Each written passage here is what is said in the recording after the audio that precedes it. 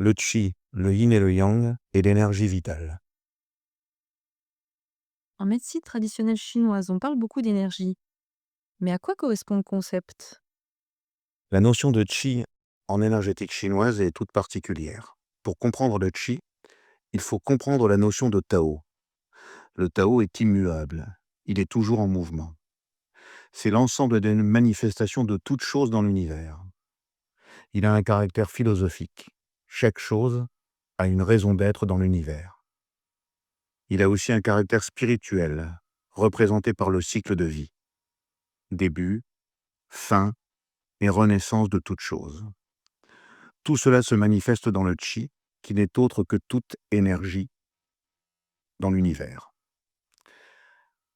En médecine traditionnelle chinoise, sa définition est la suivante. Le qi général, ou souffle de vie, c'est l'énergie universelle et originelle.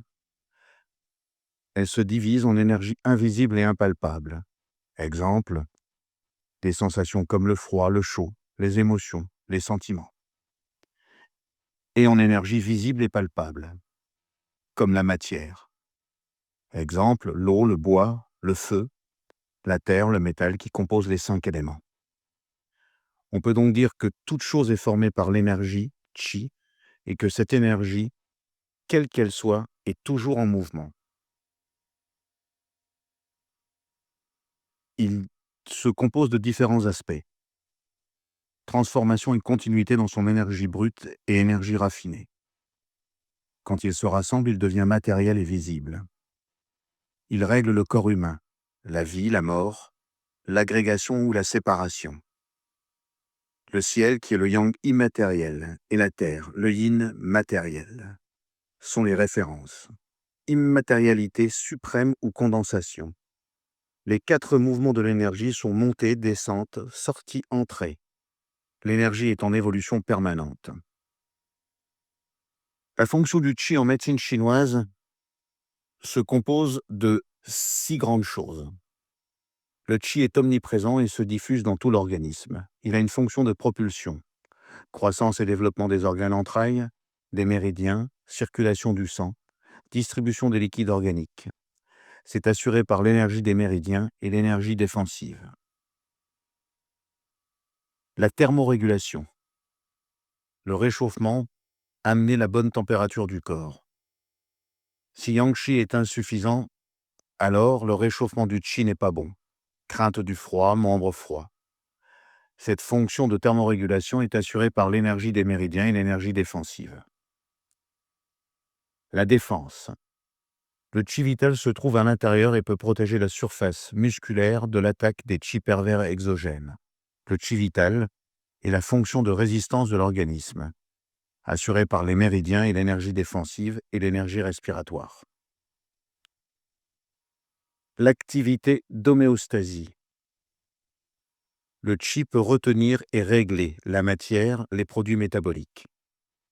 C'est assuré par l'énergie des organes entrailles, l'énergie nutritive et l'énergie respiratoire. L'activation du qi roi. La circulation et la transformation et la métamorphose du qi. On y trouve 2 sens, le jing, qu'on appelle la quintessence. Le qi, le jing des liquides fluides, le sang se transforme et se métamorphose. Certaines fonctions des organes entrailles, assurées par l'énergie défensive et l'énergie respiratoire. Et enfin, l'alimentation, substance nutritive des aliments, le yin qi. Nous avons abordé le yin et le yang. Comment définir ces notions simplement? Le yin et le yang peuvent se définir de la façon suivante. Au départ était le néant immatériel, Wuji, duquel est né l'univers apparent et matériel, Taiji, laissant libre cours à l'engendrement des différentes manifestations. Le yin et le yang forment le symbole de la Renaissance, le Taiji-tu. Le premier symbole est commun aux 2 caractères et il s'agit de Fu. Il désigne une montagne. Le deuxième symbole du caractère yin est Yue. Il représente la nuit. Alors que le deuxième symbole du caractère yang est Ri. Il représente le soleil. Ainsi, Le caractère yin est symbolisé par le flanc ombragé d'une montagne et le caractère yang par le flanc ensoleillé de la montagne. La conception du yin et du yang se base sur la conception de l'univers et la méthodologie pour mieux comprendre cet univers. Loin de la vision erronée occidentale où le yang représente la lumière et le bon, et le yin l'ombre, donc le mauvais, ce qui nous amènerait à penser que l'homme de nature yang serait bon et la femme par nature étant yin serait mauvaise. Tout cela est faux. C'est bien plus complexe. On peut diviser le corps humain en différentes zones yin et yang. La partie postérieure du corps est yang, la partie antérieure du corps est yin. Le haut du corps est yang, le bas du corps est yin. Le côté gauche est yang et le côté droit est yin. Ce système est basé sur un concept du nombre 3 et non du nombre 2. La notion de référent est importante. Ainsi, on ne peut pas être ni yin ni yang dans l'absolu. Il nous faut un référent. Prenons pour exemple le vin. Avec une bouteille de vin blanc et une bouteille de vin rouge, si l'on choisit comme référent la couleur, le vin rouge sera yin car plus foncé. Le vin blanc sera yang car plus clair. Si maintenant le vin blanc titre plus fort en degré d'alcool, alors il montera vers la chaleur, il sera yang à nouveau, et le vin rouge sera yin. Mais si on prend la viscosité du vin, et que le vin blanc est liquoreux, donc plus épais, alors il sera yin, et le vin rouge sera yang. Tout va dépendre du référent. Le haut ne peut exister sans le bas, et inversement. Il existe 7 grandes notions pour le yin et le yang.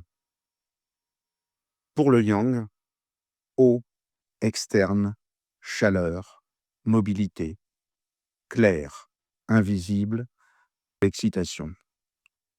Pour le yin, bas, interne, froid, immobilité, sombre, visible, inhibition.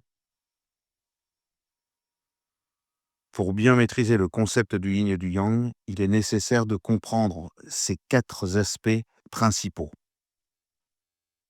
Tout d'abord, Duili, l'opposition et la restriction, toute chose à son contraire. Et puis, Ujjen, origine et interdépendance. L'un n'existe pas sans l'autre. Encore, Jiaochang, la croissance des croissances. L'augmentation de l'un entraîne la diminution de l'autre. Et enfin, Chuanhua, la transformation mutuelle de l'un qui devient l'autre. Si toute chose est énergie, comment cette énergie se traduit-elle pour l'homme? Cette énergie va se traduire pour l'homme sous la forme de ce que l'on appelle l'énergie vitale. La vie est un miracle. Dans une éjaculation, présence 500 à 700 millions de spermatozoïdes, mais un seul va devenir un être. L'énergie vitale représente la somme de toutes les énergies de l'être humain, mais on peut la diviser en 2 grands types d'énergie. Tout d'abord, Zhongqi, l'énergie acquise, que l'on a habitude d'appeler l'énergie de l'air et des aliments. En réalité, il s'agit de l'hygiène de vie, toutes les acquisitions que l'être humain va pouvoir faire pendant sa vie. Cette énergie se cultive, et si un individu a une très bonne hygiène de vie, alors son énergie acquise sera bonne et forte. Si un individu a une hygiène de vie médiocre, tabac, alcool, manque de culture, mauvaise alimentation, alors cette partie de l'énergie sera très faible. Ensuite, Yuanqi, l'énergie innée ou ancestrale. Cette énergie qui se divise en 3 parties, énergie de l'espèce, énergie de la lignée et énergie sexuelle, est l'énergie qui nous est transmise par nos parents. C'est sur cette partie que notre énergie vitale va se construire et que l'on va pouvoir cultiver notre énergie acquise. Prenons un exemple. Supposons que, lors de ma naissance, mes parents me donnent 2 pièces d'or. Tout au long de ma vie, j'investis ces pièces d'or de façon intelligente et donc j'augmente ma fortune. De 2 pièces d'or, je passe à 10 pièces d'or. Ma fortune totale s'élèvera à 10 pièces d'or, mais je ne pourrai jamais dire que j'ai acquis 10 pièces d'or. J'aurai acquis 8 pièces d'or sur la fortune qui m'aura été donnée au départ, 2 pièces d'or. Donc on comprend que Yuan-Shi ne peut pas s'augmenter pour l'individu, mais qu'il peut l'entretenir et le soutenir. Montrons par le contre-exemple ce qu'il se passerait si mes investissements étaient mauvais. Supposons maintenant que sur ces 2 pièces d'or, tout au long de ma vie, je fasse de mauvais investissements. Alors je vais entamer mes pièces d'or, et peut-être qu'il ne me restera plus qu'une demi-pièce d'or à la fin de ma vie. Dans le premier cas, les 10 pièces d'or, c'est la somme de bons investissements qui m'amène une grande énergie acquise grâce à mon énergie innée. Dans le deuxième cas, je n'ai pas eu de bons investissements et donc j'ai pas réussi à acquérir une énergie acquise importante, elle est même nulle, j'ai donc dû puiser dans mes ressources. C'est cette énergie vitale composée de cette énergie acquise et innée que je vais transmettre à ma progéniture. Donc, si pendant ma vie, je fais de mauvais investissements, à la transmission, mes enfants auront un trésor qui sera faible. Si je fais de bons investissements, ma progéniture aura un trésor qui sera important. C'est pourquoi il est très important de soutenir et de renforcer Yuan-Shi et de travailler à acquérir un Chi correct pendant toute sa vie.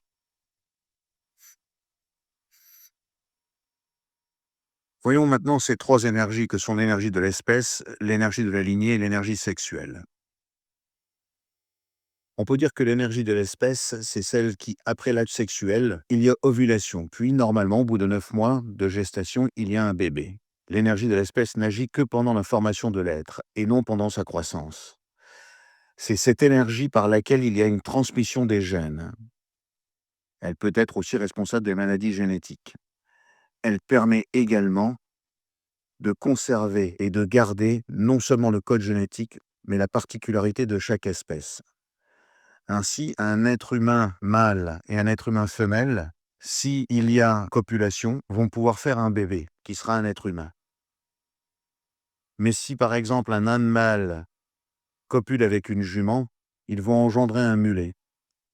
Et pour éviter que ce mulet ne puisse en fait détruire le code génétique de base, celui-ci ne pourra pas engendrer. Il sera stérile. C'est le respect de l'univers. C'est ainsi que l'on préserve l'espèce. Pour l'énergie de la lignée, il s'agit de l'énergie de la race, blanc, noir, jaune. Pour les Chinois, c'est l'énergie des traits caractéristiques par rapport également aux ancêtres, au lieu de naissance. Cette énergie est responsable de certains traits physiologiques et psychologiques. Lignée de l'ours, lignée du lion. Elle sera responsable non seulement de la codification corporelle, mais également de l'être à travers son passé, ses ancêtres, la lignée de sa famille. Et enfin, l'énergie sexuelle. C'est celle qui permet de s'insérer dans la chaîne de la vie. Dans cette partie, il y a des repères comme la puberté, la fertilité, la ménopause ou l'andropause. Cette énergie sexuelle est dans le Jing des reins, et c'est celle-ci qui sera le symbole de la transmission.